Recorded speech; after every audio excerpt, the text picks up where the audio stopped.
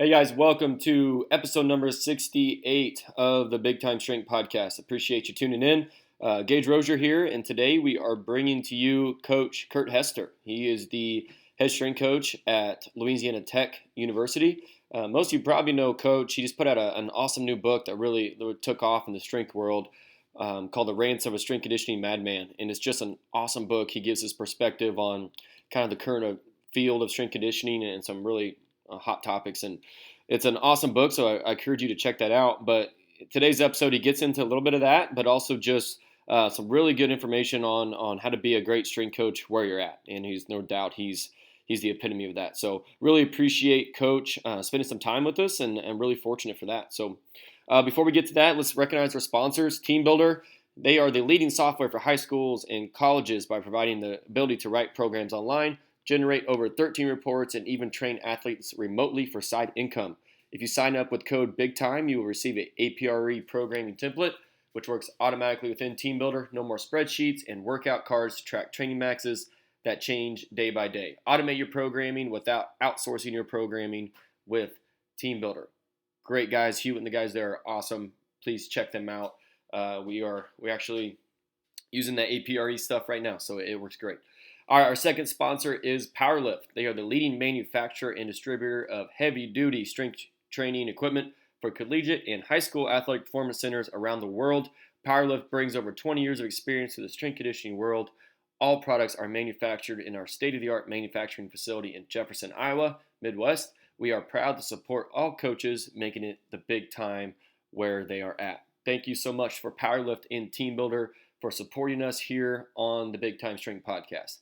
One last plug, guys. I mentioned plenty of times, is our ebook Crush Cancer, which was made to support my cousin, Riley Holstein, who was a young aspiring strength coach who was diagnosed with leukemia in July, who unfortunately we lost to cancer on September 22nd. You can buy that book on crushcancerbook.com. All proceeds go towards Riley's memorial, as well as the Sean D. Biggs Memorial Foundation, who supports cancer research. Again, crushcancerbook.com. There are 67 random workouts in that book that are just awesome, sent from coaches throughout the country.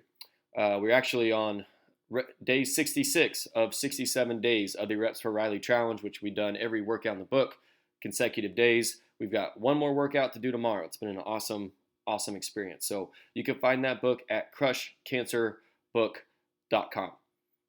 All right, guys, let's get to today's show. Coach Kurt Hester. I know you'll enjoy it. Tune in next week. Thanks, guys.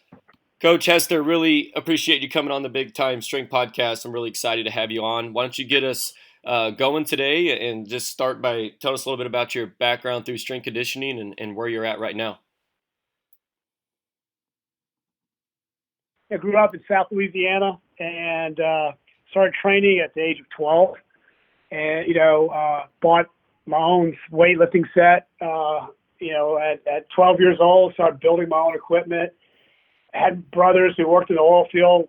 They were welders, and they would work in shipyards. And when they would tear big barges apart and stuff, you had all this tons of iron and metal, and they would make dumbbells and machine plates and bars and anything that I designed: squat racks, lat pull downs, benches, dip racks, pull up racks.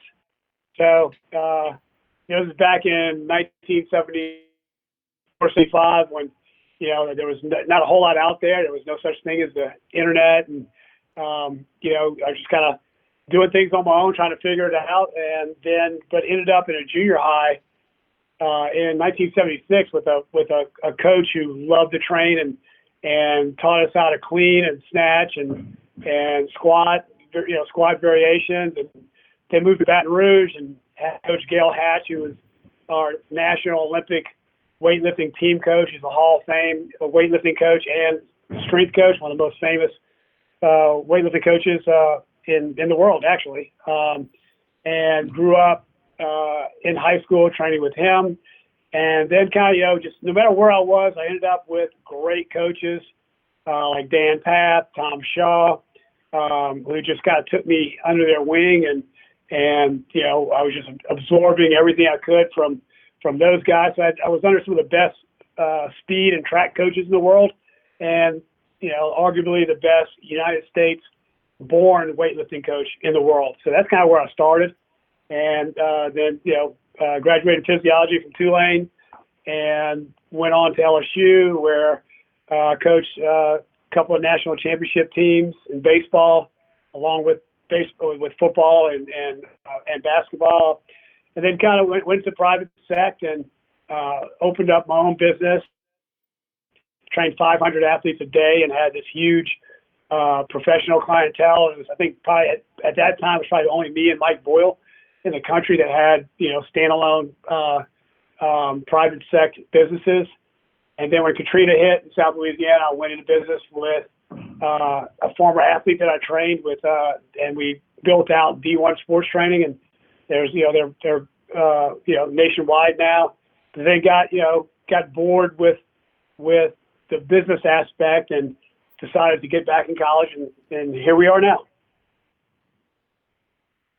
There's a lot to unpack there, so I probably won't get into most of it, but something I just had a real quick question on is you mentioned you're at baseball with LSU, and this is probably pretty random, but it's just been on top of my head recently. How have you, and maybe it hasn't changed, but how have you noticed the difference in how people were training baseball at that time compared to now?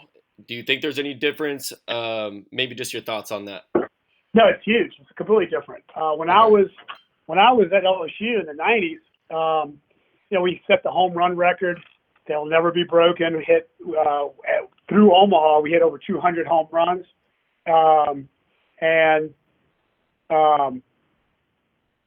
we won 2 national championships.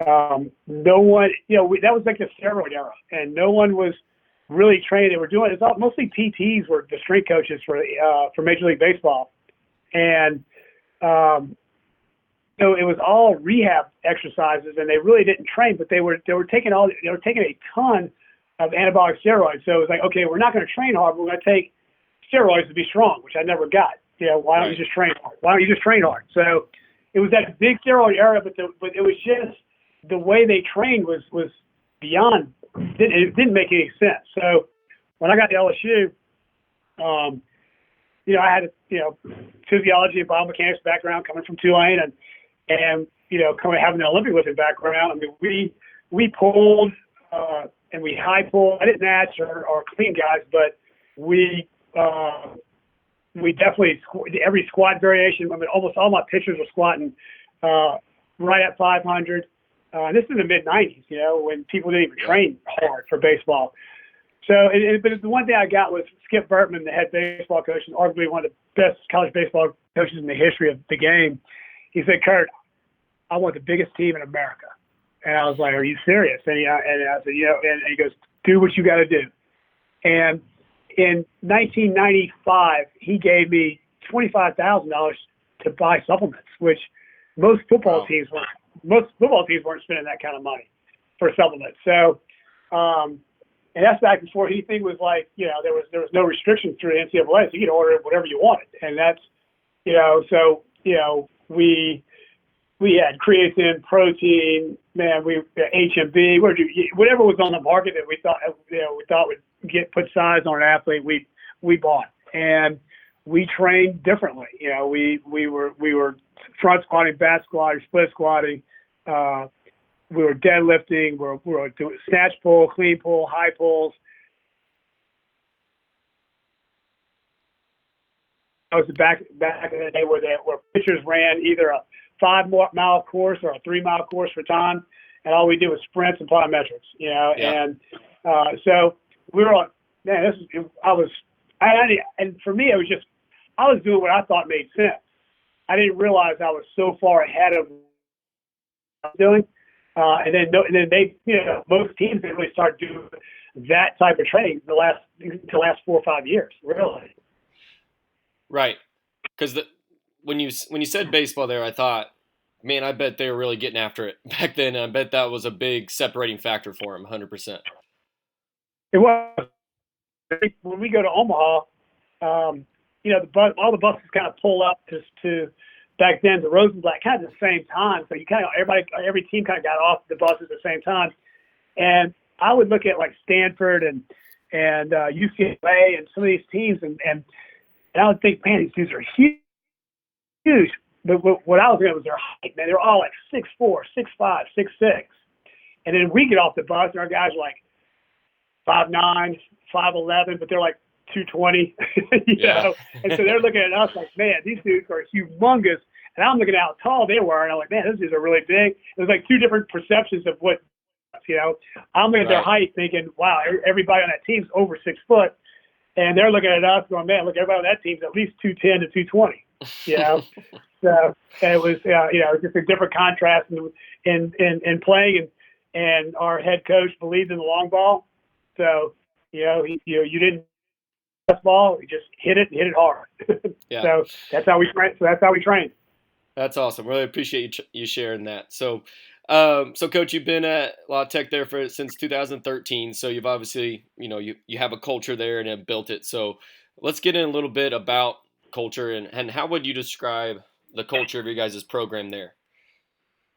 We kind of we call it the culture of greatness, you know, and I think we use two words like, you know, greatness and brotherhood, the two catchwords that we use the most, and we really believe in it. And we have really good kids here, you know, so the buy-in factor is really high. But, you know, I think from our standpoint of our staff, we're reality guys.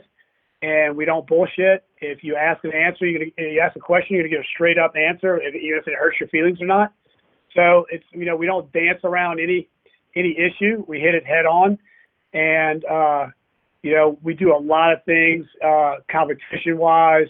A lot of things that we do together with cookouts and different, you know, games that we'll play, even coming up on the weekends and playing Gator Ball or wiffle ball or playing basketball. I mean, we do a lot of stuff together. Reston's a really small town. There's not a whole lot to do here. So our athletes spend, you know, 90% of their time in the facility. So we're constantly together. And, you know, we just do a lot of things to build a really, really strong bond. And, you know, one of the first things I do is I have a questionnaire. It's like 18 questions that every freshman class they fill out. It's just, you know, questions like what's your, you know, who's your favorite band or your favorite rapper? What's your favorite movie? You know, how many brothers and sisters do you have? Are you from a two-parent home or a single-parent home, or did your grandparents raise you? Just a lot of questions to get to know the athlete before you develop a relationship, so you have something to talk to the athlete about. So you get a background of that athlete. You know, we do a lot of things to get to know the kid, and then we stay, you know, with them academically, not just in the weight room. We're big on guys graduating. We typically lead the country and guys with degrees while they're still playing. And, you know, it's not lip service for us to say we care about your education. We push for them to get their degree. If you don't go to class or go to study hall, we have a 6 a.m. Study hall on Monday morning that you have to, if you skip, that you have to attend. You know, so either you're going to go to class or study hall, or you're going to do class or study hall with us. So, you know, that's kind of the basis of how we start things here. And, you know, and these guys truly, it took us about 3 years, but after the year 3, the guys truly care about each other. And that's the only way you're going to win games. Yeah. So Coach, what's your approach with an athlete that maybe doesn't pick up on the culture you want and isn't not falling in line or whatever, but like isn't acting the way that isn't part of that brotherhood and part of exhibiting greatness that you talk about? What's your approach with those athletes? You know, usually you'll see it in body language, and a lot of times it's not. It's the kid just having a bad day. It's not just. So knowing the kid themselves, knowing the athlete themselves, and like, you know, an athlete who's typically compliant, and then all of a sudden, and you can see body language, and they're not putting a lot of effort, and you pull them apart, pull them inside your office, and say, man, you know, what's going on? And if you don't have a relationship where they can trust you, they're not going to tell you what's going on. So you have to build, you know, trust with them. That only comes with time.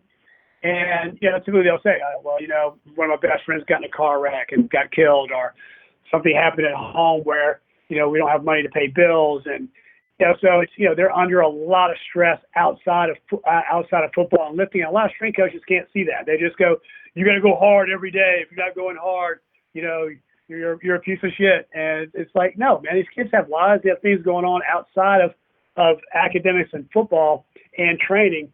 And it's your job to find out why, and it's your job to find out what makes them tick. Because every athlete will handle situations completely different, whether it's how you address them or how you motivate them. And so it's ongoing. And the only way you know that is if you spend time with them. I'm rarely in my office, even when if in between groups, I'm out there talking with them, hanging out with them, what's going on, talking about what's going on in their lives outside of football and training. For the most part, they understand that whatever we say is here is a directive. It's not a request. So when we ask you to do something, I'm not requesting you do it. I'm directing that you do it. And they know that. They know that we joke around and have a good time when we train, but they know that line that they can't cross. So I don't want them. I never want. I grew up in that time where strength coaches were just assholes, 24 hours a day. And as a young coach, I was like, you know what? There are two things I'm not going to do. One, I'm not going to be an asshole 24/7, and two, I'm not going to require my strength coaches to stay in the weight room for absolutely no reason, just because football's and you're watching film, if we're not working, get the hell out. We spend way too many hours here anyway. I want you fresh, and and I want us to have a good time when we train, and we get more out of our athletes that way because I want them to love to train. Some of them never love it, but they tolerate it a whole lot better. Yeah. There's sometimes I feel like as a young strength coach myself, I feel like because we try to do a lot of the same things here. We try not to. We have reasonable hours and we schedule a certain way. And sometimes I feel like our profession is almost set up to where if you're not doing these things that everybody thinks you have to do, that you're not doing it right, if that makes sense. And I feel like I'm not being a very good strength coach because I'm not in there for 12 hours a day or whatever it is. Right. I call it.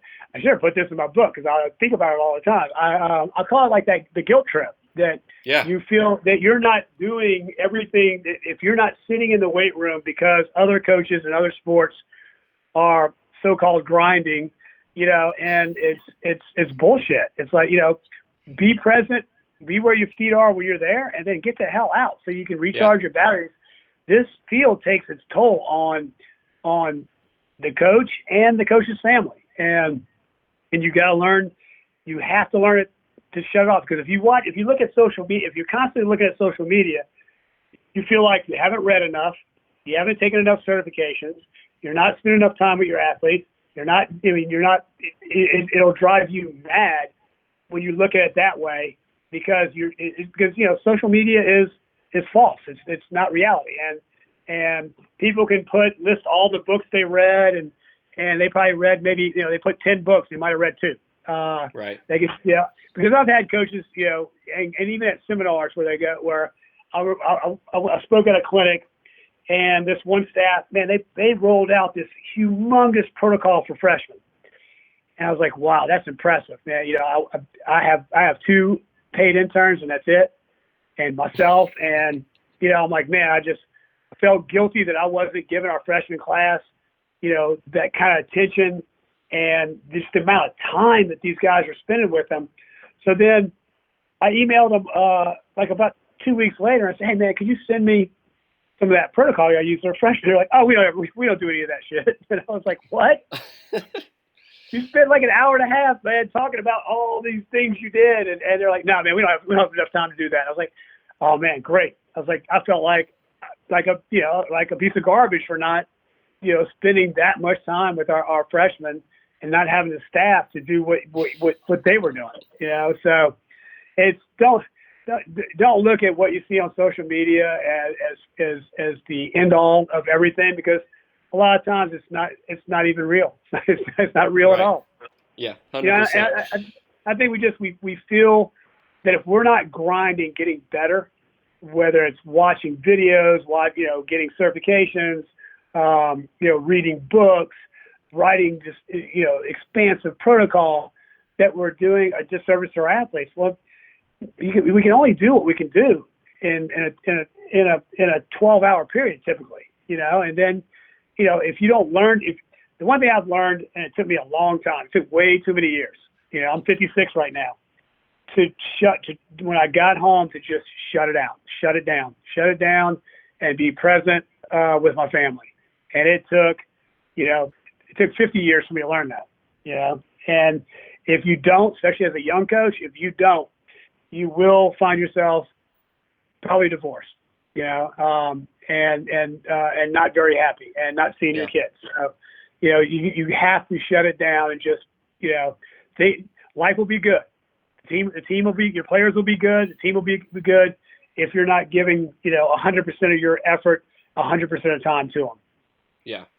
That's something I try to remind myself is at the end of the day, everybody's still breathing. So the world will continue to spin. Yeah. So pretty much. Yeah. We're good. Everybody's alive. Yeah. All right.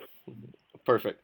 All right, Coach. So like you've mentioned a couple of times, we spend obviously a lot of time with our athletes. So we are obviously do more than just, sets and reps. So how are some ways that, you build team camaraderie and develop leaders with your guys? It can be a couple of different ways. Sometimes we'll set up a team leader on each rack, and he's in charge of that rack. And so throughout the day, he's in charge of their loads and their progressions going through the workout, and we kind of will step back and let them not necessarily coach, but basically get guys moving to wherever they need to be. From the rack to dumbbell rack to any auxiliary equipment that they need to use in between sets, and then sometimes we'll take at the end of that workout where we'll have one lift and we'll have a set weight, and then we'll add up a total rep load. So whether we're squatting, we put 80% on the bar and say, okay, let's go max reps with 80%. Then we'll add up the total reps on that rack to get a winner. Nice. Or we'll go different step. We'll have one rack call out another rack. So they'll say, okay, I want to, rack one says, okay, I want to compete against rack 6. And then sometimes we'll do just individual. Do the same thing with individual modalities where, max effort on push-ups, and max rep effort on push-ups, and they'll call out another athlete. Or we have these 75-pound kegs, and they'll just lock out overhead, and they'll just stare at each other till one of them's elbows break, and that's a loser. And then if your team loses, then it's like 20 up downs or 50 push-ups, or there's like a punishment for the loser. So yeah, so you're getting a lot of competition, and you're getting a lot of the young guys who sometimes are, they don't have any self-esteem, and you get them to where it builds up more confidence. They want to compete against an older guy, within their position group sometimes, So to do things like that, then we have, like this Friday will be our Halloween lift where they dress up, whatever costume they want. We'll do squat maxes and bench maxes, and then we'll do a couple of competitions at the end for the non-travel team. In the summer, we do a thing called a dog fight where we have eight different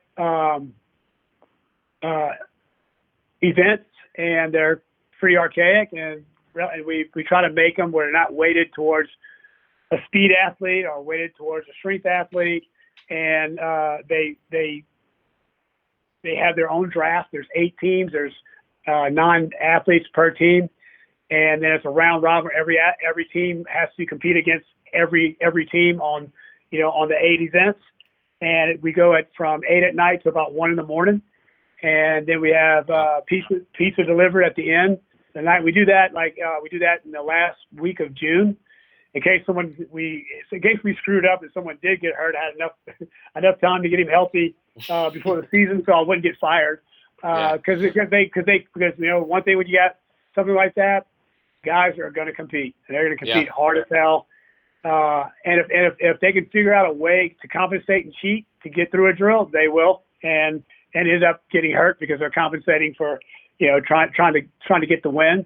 Right. So, we do that. We do position cookouts throughout the year where we, get a lot of meat, and we a player who has usually one who has rents a house, and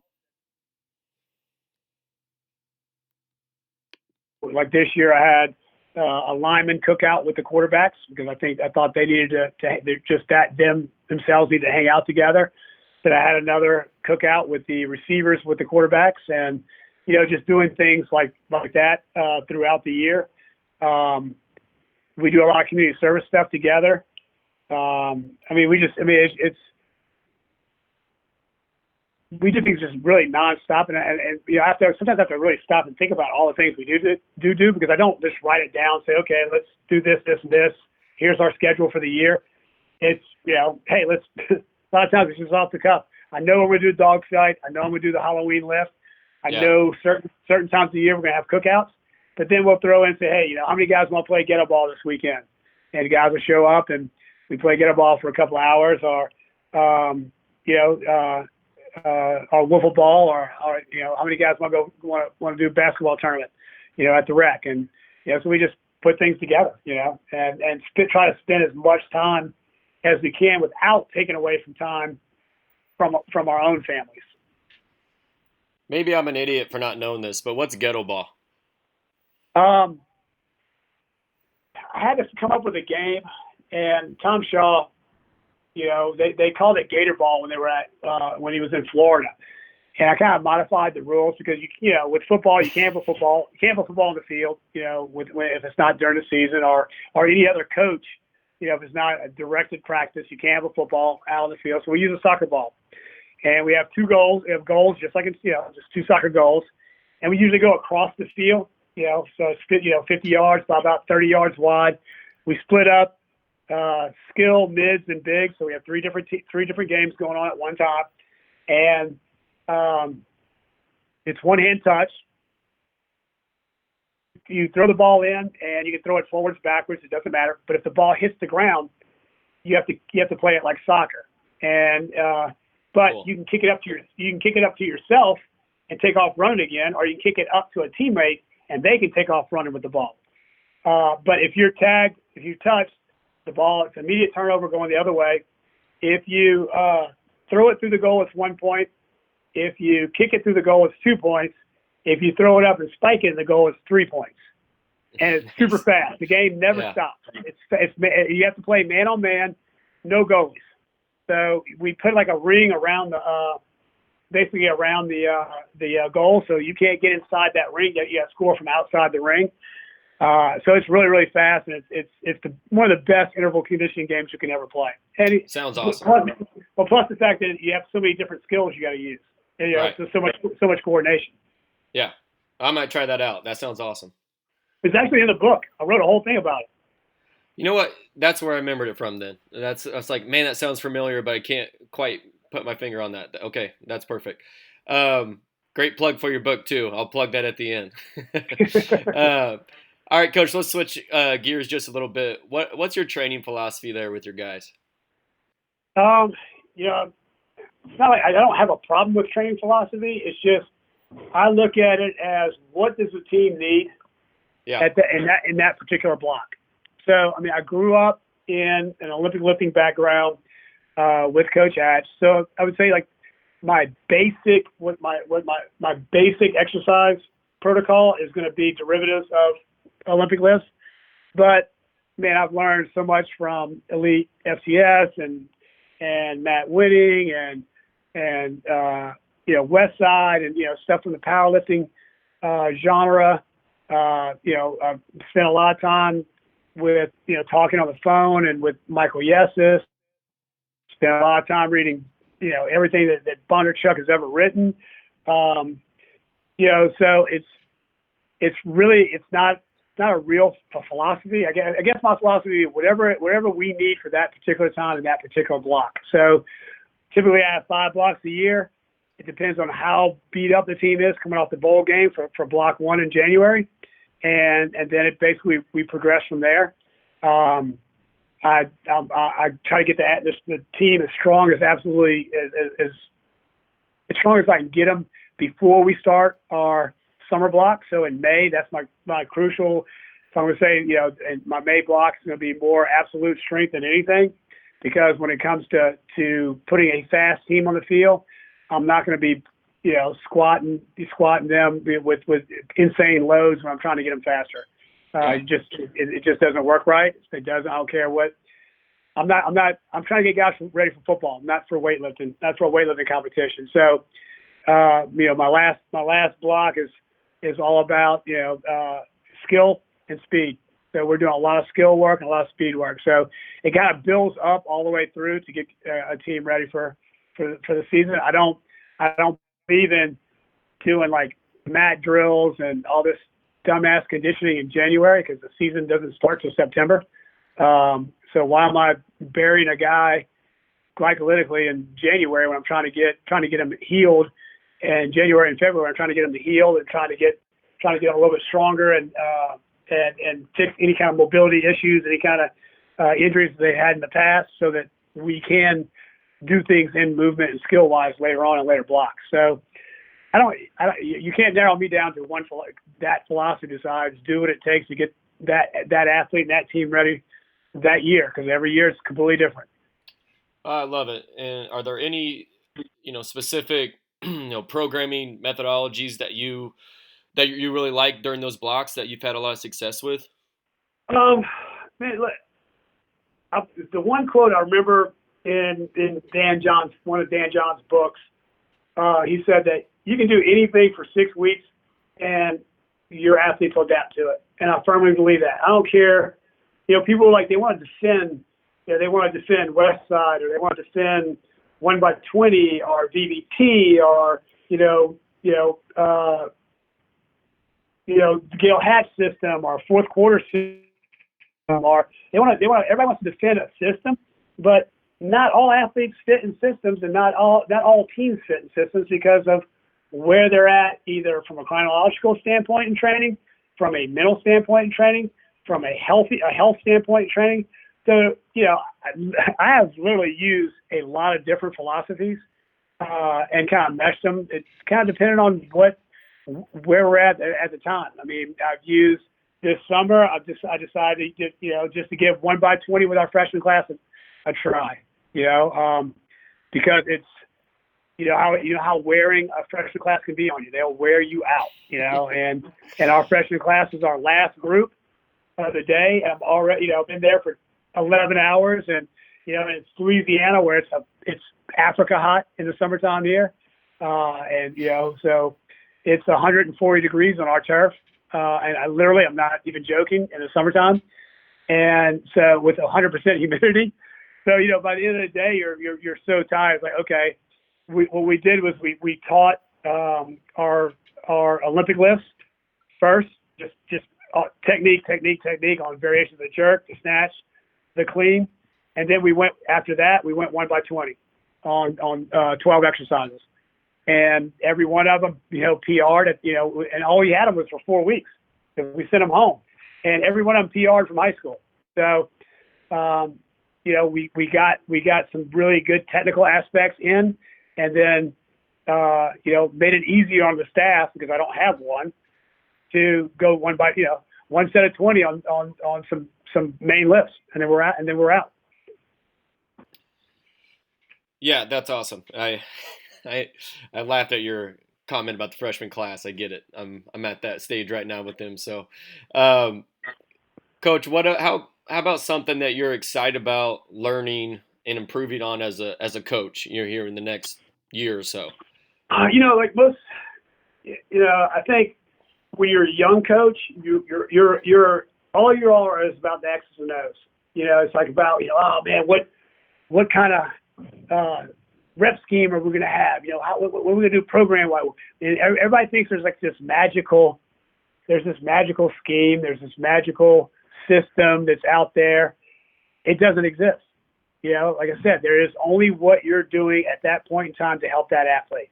There is, you know, what will that athlete adapt and respond to?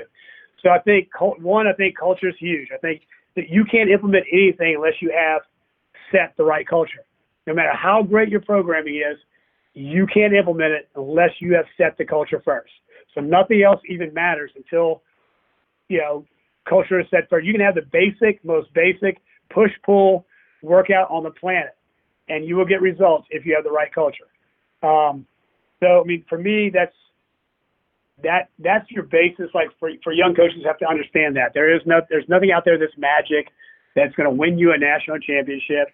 And for me, at this point in time in my career, it's not about I have national championship rings. I have you know, bowl rings. I've trained, you know, Heisman Trophy winners and Super Bowl MVPs and Hall of Famers and all that stuff. And what I really want to see in this field is to get to where we have an athlete-centered program where that we can't allow hospitals to dictate what we do. They don't know shit about training athletes, you know. So like even, you know, that Kansas model is the worst thing I've ever seen, because they're having to defend their protocol to a bunch of doctors who don't know anything. So what are they going to tell a strength coach about protocol? They wouldn't know good or bad protocol ever. So it's ludicrous. And if we went to an athlete-centered program where I want a weight room that's combined with the training room, where it's one big room. I want to get to the point where the trainers are working with the strength coaches on a daily basis, where there's very little difference between rehab and getting the athlete ready to train or to practice. You know, where, you know, the sports science, athletic trainers, doctors, strength coaches are all in one room training to make the athlete better. Yeah. Not having an ATC try to tell you, well, he hurt his finger, he can't squat today. You know, I mean, it's, you know, that kind of ludicrous bullshit, because most ATCs have never trained. If I leave Louisiana Tech, my first hire is going to be an ATC who's CSCS certified and who's been a strength coach. Yeah. So that he's on the floor with me, so that an ATC can't come in and say, well, you're doing this wrong or you're doing that wrong, when they have no clue. Now, granted, we've had some really sorry-ass strength coaches who have hurt a lot of people and have done and have killed some people, and that's why we have this rap. But we are very, you know, now we're in that era of education where I do more from the rehab standpoint, as far as getting, like, you know, Graston certified, Fat Tool certified, you know, FRC. I'm getting ready to I just paid for the Altus performance therapy course. You know, just where we are working on the athletes nonstop to keep them healthy. So we're doing stuff to keep them on the field and to keep them training instead of waiting for them to get hurt and then going backwards and getting rehab. Doing it like, I want tables by platforms where you see a hitch in some kind of movement where you go, oh, his Achilles is kind of tight. Get on a table. Let me work. Okay, now I worked on it. Now get next set. You know, that's where I want. That's where this field needs to evolve into. Good friend of mine, Eric Corum, and you know, at William & Mary, they've kind of moved that way with him and Kier, and they're doing a really good job at it. But it's at an FCS school, you know, so it's going to take going to an FBS program and going to that model and being able to recruit athletes because you're in that model, because they see a difference than when they go to another school and how they do things, and then and winning. And if you win, then I think that model, then you don't have all this bullshit with the NCAA trying to step in and tell you how to do your job, and then, you know, you don't have dumbass strength coaches killing athletes in the guise of building culture. And you don't have doctors telling you what to do who don't have a clue about what you do. Yeah. Well, I appreciate your thoughts on that, because I've never really considered that kind of model you lined out there, and it makes perfect sense. I think it's a great idea. So who did you say is doing that right now, kind of towards that model? William & Mary. Eric Corum was that. he's got his PhD. He's a sports scientist, strength coach at Kentucky, then was with the Texans. Kier Willem Flatt's got rugbystrengthcoach.com. He's the head strength coach there. Okay. And they implemented it there where, I mean, he actually went in and the training staff said, we're not working for you. And and the AD gave him carte blanche. He fired the whole training staff and hired trainers who wanted to work with everybody, so everybody works together. You know, so that's awesome. So it's like, but it's at it's at a smaller school, and it's just going to take a young football coach who's progressive and go, you know what, that's a smart ass idea right there. And I think from a standpoint where it helps in recruiting and it helps keep your athletes on the field. So it's a win-win goal. Yeah, that's your goal. You can't win unless they're on the field. Right. Well, awesome, Coach. This has been great, and I really appreciate your again time in this busy part of the year. So let's wrap it up. I got 4 just real quick questions for you. Sure, man. What's your favorite office snack? You spend a lot of time in the office. I'm sure you got something.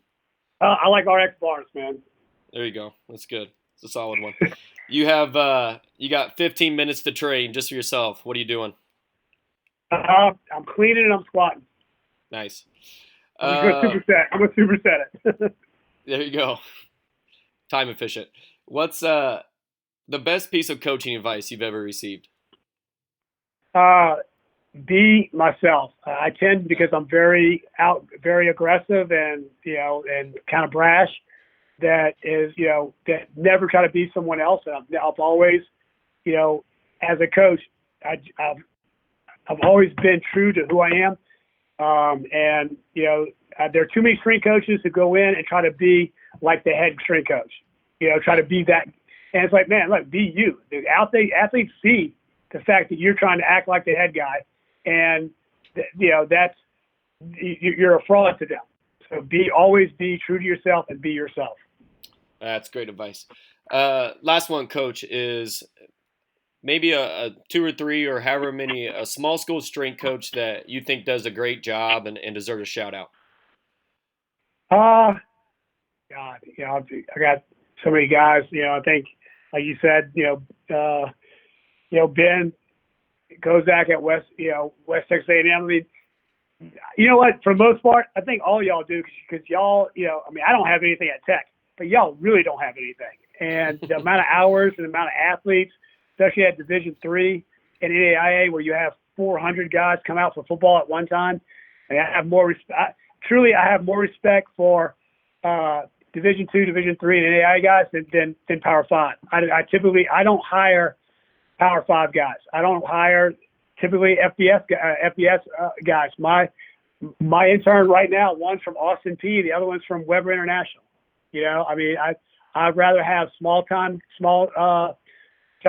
schools come in here because they know how to work, and they know how to move through a lot of athletes at one time. So I don't look at resumes and go, oh man, he was at Alabama or he was at USC. I'll look more at if he was at Texas A&M Commerce, or he was at Arkansas Tech, schools like that.